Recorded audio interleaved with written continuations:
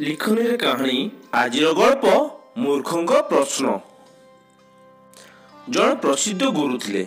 तांको शिक्षा प्रवचन और बाणी समस्त आखि खोली देउथला। तांकर थिले असंख्य प्रशंसक एवं अगणित शिष्य।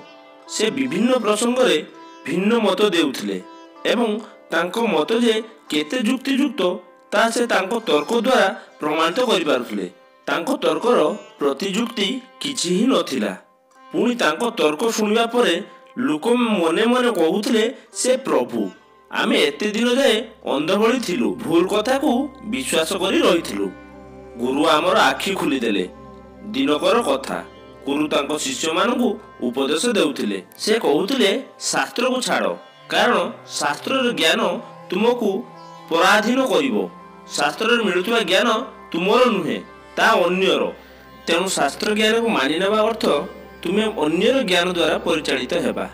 तेणु तुमे माने सबकिछि मानि नियो नाही, सबकिछि ग्रहण करि नियो नाही।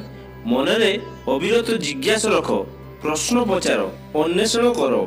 उत्तर न पाइला जे अनुसंधान लागि रह, थकी जाओ नाही। मूल कथा हैला सबकिछि मानि नियो नाही, ग्रहण करि नियो नाही। प्रथमे जानो तापर जाई मानो। एभली उपदेशात्मक प्रवचन चलीथिबा बेले जणे नुआ शिष्य पचारिला, तेबे मु आपनको कहूथबा ए कथा को मानिबी किया? गुरु टिके रही गले। तापरे मृदु भावे कहिले, मते मानि नियो बोली मु कहू नाही। मोर कथा को भी काठगड़े रे छिड़ा कराओ, ताकू भी प्रश्न करो।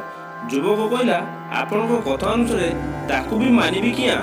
गुरु कोन कहिबे बुझी पारिले नाही, किंतु मने मने भाबिले मूर्खों प्रश्न भी असल छिद्रटी खोजी पाए।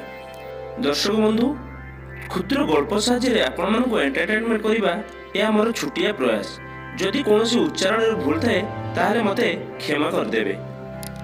लेखनी रे कहानी गल्पटी आपण मानक भलो लागिथिले वीडियोटी को लाइक कर दियंतु, शेयर कर दियंतु एवं गल्पटी भलो लागिथिले किंबा खराब लागिथिले आपण माने कमेंट द्वारा हमकु जणांतु। आपण मानकर कमेंट आम पई बहुत गुरुत्वपूर्ण। दर्शक बंधु, एमिति भलो भलो गल्प शुणिया को चाहुथिले चैनल टी को सब्सक्राइब कर दियंतु एवं पाकर थिबा बेल आइकन टी को दबाई दियंतु, जा फल रे वीडियो प्रथम नोटिफिकेशन आपण पाई परिबे।